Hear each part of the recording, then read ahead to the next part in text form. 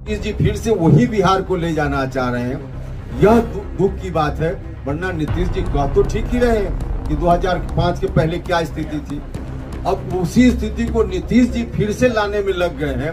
यह आरक्षण का जो जहां से प्रस्ताव शुरू हुआ और जहां तक परिणति गई, इसमें कहीं कोई बाधा खड़ा करे ताकि हम इसी को इशू बनाकर जनता के बीच चले जाएं कि देखिए हम तो देना चाहते। इन लोगों को कहीं मौका नहीं मिला। सभी पार्टी के लोगों ने, भारतीय जनता पार्टी सहित विपक्ष में बड़ी पार्टी बीजेपी है हाउस में, सब लोगों ने मिलकर इसका सब लोग सर्वसम्मत से इसको पारित होने दे रहे हैं। तो अवरोध नहीं आएगा तो जनता में कैसे हम जाकर कहेंगे कि हम तो करना चाहते, घड़ियाली आंसू बहाने की बात। तो इसलिए ये लोग तो चाहते ही थे कि कहीं न कहीं कोई अवरोध पैदा करे। तो यह भी एक जांच का विषय है। बिहार में जो सत्ताधारी दल के लोग हैं वही लोग कहीं न कहीं होंगे, ताकि वोट के माध्यम से अगर कोई अवरोध होगा तो बदनाम करेंगे विरोधी को, लेकिन उसके पीछे जानबूझकर इन्हीं लोगों की कोई कोशिश होगी ताकि अवरोध हो और हमको मौका मिले जनता के विचार में।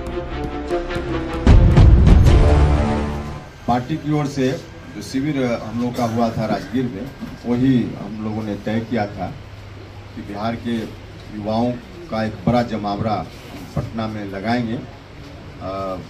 युवाओं का जो अधिकार है, जो उनको मिलना चाहिए, जिससे उनका हर तरह से उनके व्यक्तित्व का विकास हो सके, उनको हर तरह की सुविधा मिले, आगे बढ़ने का अवसर मिले। बाकी जो दूसरे सेंटिमेंटल चीज़ों को लोग ला करके युवाओं के मन में भर करके बिना कुछ किए वोट लेने की कोशिश करते हैं। अब युवा सिर्फ उस आधार पर वोट में या राजनीति करने वाले लोगों को मदद नहीं करे, बल्कि अपने हक अधिकार को पहचान कर और तब युवा भी संगठित हो और अपने अधिकारों के लिए लड़ने का काम करे। तो इस विषय पर विमर्श के लिए हम लोग पटना में जनवरी के अंत में या फरवरी की शुरुआत में कार्यक्रम करेंगे, जिसकी तारीख बाद में तय करके हम बताएंगे।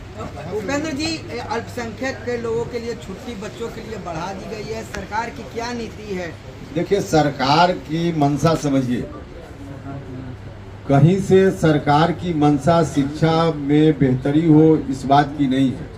इस निर्णय को लेते हुए छुट्टी कहीं बढ़ा देना, घटा देना, सिर्फ और सिर्फ इसमें इनकी मंशा है कि अल्पसंख्यक समाज के लोगों को जिस तरह से हम ठगते रहे हैं, तो आगे भी हम ठग करके वोट ले लेंगे। अब 2 दिन की छुट्टी बढ़ा देने से अल्पसंख्यक समाज के लोग खुश नहीं होने वाले। अल्पसंख्यक समाज के लोगों में भी यह बात गई है कि उनके बच्चों के लिए भी अच्छी तालीम चाहिए, उनके बच्चों को भी, उनके नौजवानों को भी रोजगार चाहिए, हर तरह से विकास उनका भी हो। इस विषय में क्योंकि वर्तमान राज्य की सरकार ने या पहले जो 15 साल वाले हैं उन्होंने कुछ नहीं किया, सिर्फ डरा करके या कोई सेंटिमेंटल बात ला करके अल्पसंख्यक समाज के लोगों का वोट लोग हासिल करते रहे। अब सत्ता में बैठे हुए लोगों को यह बात भूल जाना चाहिए कि अब वह दिन गया जब सिर्फ कुछ छोटा मोटा सेंटिमेंटल डिसीजन करके लोग अल्पसंख्यक समाज के लोगों का वोट लेते रहे हैं। यह अब संभव नहीं है। 2 दिन की छुट्टी देने से कोई बहुत खुश हो जाएंगे अल्पसंख्यक समाज के लोग, यह बात नहीं है। इसलिए कोशिश तो इनकी यही है कि 2 दिन की छुट्टी बढ़ा दो, चर्चा हो जाए और सेंटीमेंट में आकर के मुसलमान भाई इनको बिना कुछ किए हुए जैसे वोट देते रहे।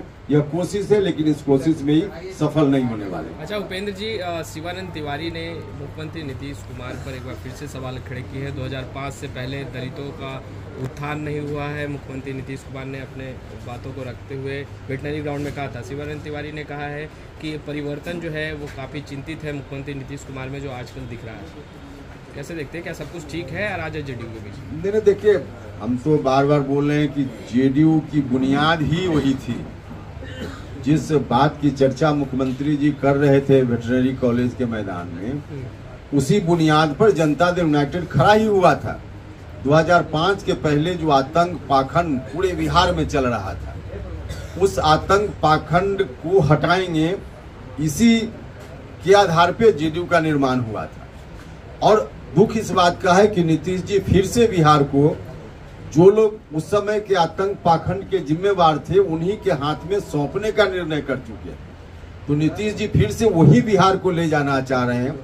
यह दुख की बात है, वरना नीतीश जी कह तो ठीक ही रहे हैं कि 2005 के पहले क्या स्थिति थी।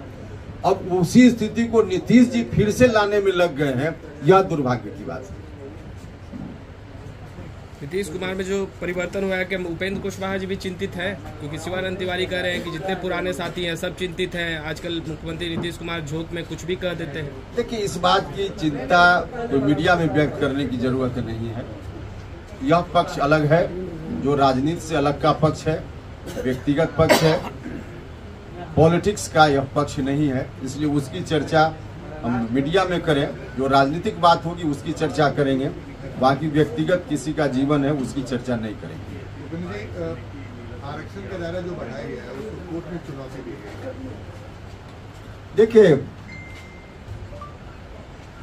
जेडीयू और आरजेडी के लोग तो शुरू से इस बात के प्रयास में हैं। इन लोगों की मंशा अब तक रही है कि आरक्षण का जो जहां से प्रस्ताव शुरू हुआ और जहां तक परिणति गई, इसमें कहीं कोई बाधा खड़ा करे ताकि हम इसी को इशू बनाकर जनता के बीच चले जाएं कि देखिए हम तो देना चाहते हैं।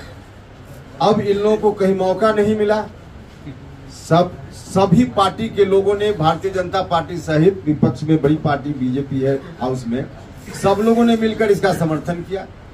जब बिल आया विधानसभा और विधान परिषद में, और महामहिम ने 1 मिनट देर नहीं की, तुरंत सिग्नेचर कर दिया।